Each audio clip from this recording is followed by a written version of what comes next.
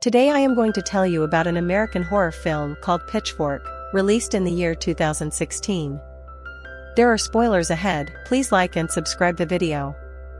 The opening scene begins with a woman who is walking with her dog. Soon, the dog runs into an abandoned building, prompting her to run after him. Using the flashlight on her phone, she enters the building and begins looking for her dog. After a while, she hears her dog barking and finds his collar. After hearing the sound, she lands on a pipe outlet to investigate. Suddenly, someone throws a sharp wire at her face, causing her to scream in pain. As she tries to escape, the door of the building closes and as a result, she is killed. In the next scene, we see a group of friends boarding a microvan. It is revealed that the group is going to Hunter's farmhouse, and he thanks all his friends for accompanying him. However, he also reveals that his father is angry with him for admitting that he is gay. Hearing this, his friends accompany him and start comforting him. Meanwhile, Hunter explains that people in small towns are different from those in big cities, and he feels that his father is worried about what people will think of his gay son. Matt advises him to change himself to solve his father's problem, but Flo disagrees. While talking, they hear a horrible sound and also see birds flying. However, they ignore it and return to their van to continue their adventure. A while later, they reach Hunter's house, where his parents are waiting to welcome them. Although Hunter's mother welcomes him wholeheartedly, his father is still angry with him. Nevertheless, he introduces all of his friends to his parents. A while later, Hunter asks about his sister Jenny, and his mother calls him. Without wasting any time, Jenny ties up her horse and rushes to meet her brother. While talking to Hunter, the horse suddenly starts acting weird, but Jenny calms it down.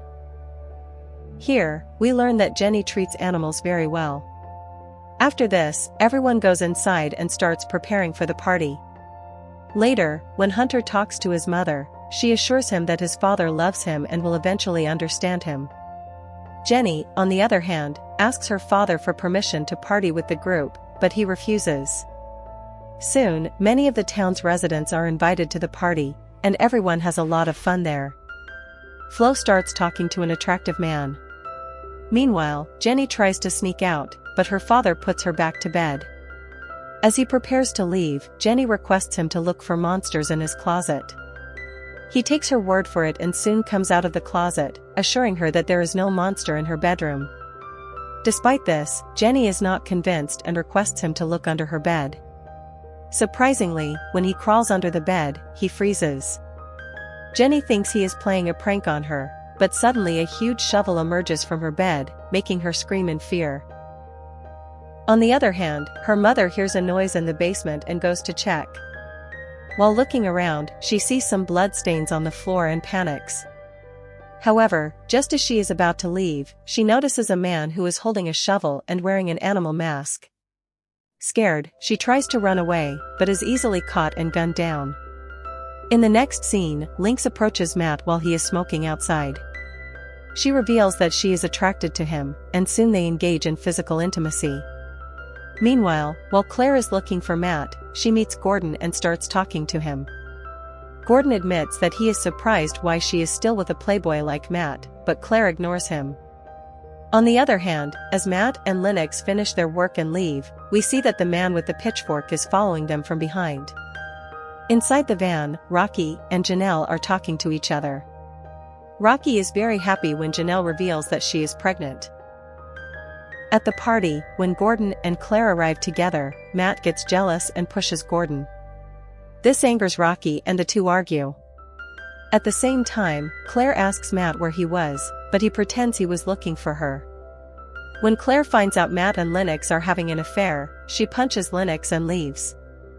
As a result of the fight, Hunter cancels the party and tells everyone to leave. Meanwhile, Rocky and Janelle are walking around the farm when the van's lights suddenly come on.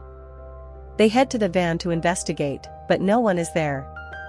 Scared, they quickly get inside the van, but find that the keys are missing. Just then, they see the man with the spike and immediately run into the woods. Being a good partner, Rocky instructs Janelle to run and stays behind to fight the man with a knife. He then hides behind a tree and waits for the killer to arrive. As soon as he hears a sound, he swings the knife but accidentally kills Janelle. Next, the Pitchfork killer attacks him from behind and knocks him out. On the other hand, Claire enters the house and starts packing her stuff. Just then, she sees someone passing by the room. She cautiously looks outside and finds bloodstains in Janie's room. Panicked, she immediately runs downstairs and tells the whole thing to Hunter, who calls the police for help. Next, Claire meets Matt, Gordon, and Lennox and tells them everything. Everyone is stunned to know this, so they plan to escape. Unfortunately, they find out that their van is missing. With no choice, Matt and Gordon decide to look for the van, leaving Lennox and Claire behind. Sensing an opportunity, the killer arrives and throws an axe at the girls. However, Gordon senses the danger and puts himself in danger. As a result, she is stabbed and killed. On the other hand, Flo leaves after spending some romantic moments with the handsome man. On her way back home, she passes the Pitchfork man and compliments his outfit. The Pitchfork man is initially happy, but when Flo starts insulting him, he becomes enraged. As a result, he starts following her. When Flo tries to hide in the fields, the Pitchfork man finds her and stabs her to death.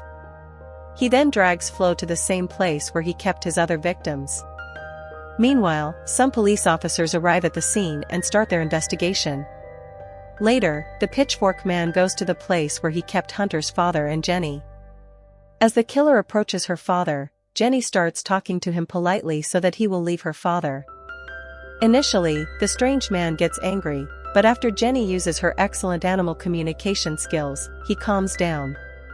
Suddenly, there is a sound from outside, and the killer runs to check on him. Meanwhile, Hunter sees his lifeless mother and friends and starts crying. When he goes inside, he finds his father unconscious and severely injured. Hunter wakes his father up, and in an emotional moment, the father says that he loves his son very much. However, he also pleads with Hunter to finish him off because he has no chance of survival. Hunter disagrees at first, but when his father tells him to be a man, he stabs him and puts an end to his misery. On the other side, we can see that the fork guy has killed both the policemen. After this, Hunter saves his sister, and they both run away.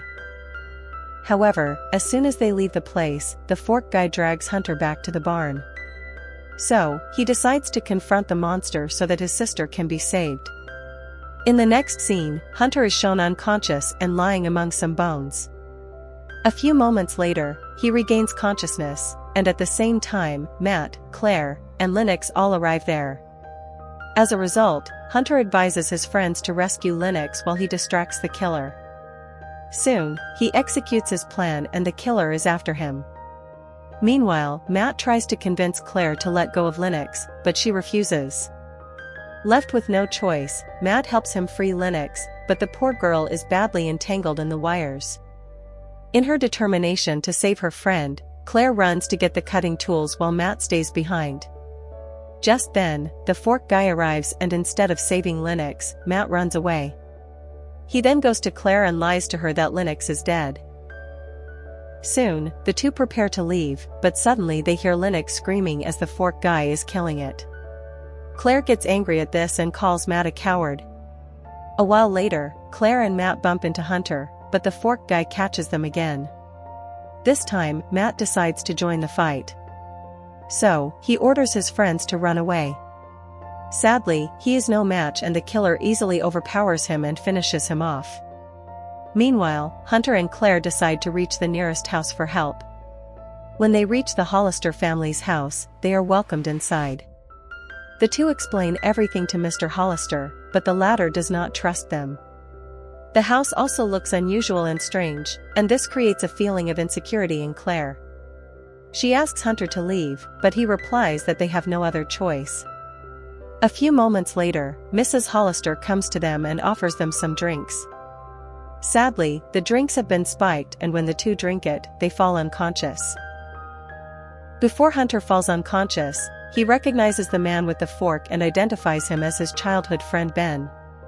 He sees Mr. and Mrs. Hollister torturing victims and becomes enraged, hinting that he too has been tortured similarly throughout his life. Eventually, Hunter frees himself, but Mr. Hollister pins both of his arms to the table. After that, Claire continues the horror show by forcing herself on Hunter. When she is done, she orders her husband to finish Hunter off. As Mr. Hollister prepares to finish Hunter off, Jenny arrives at the right time and shoots Mr. Hollister in the arm. Hunter then stabs Mr. Hollister in the head and finishes him off. This enrages Mrs. Hollister, and just as she is about to kill Claire, Ben attacks her from behind and kills her.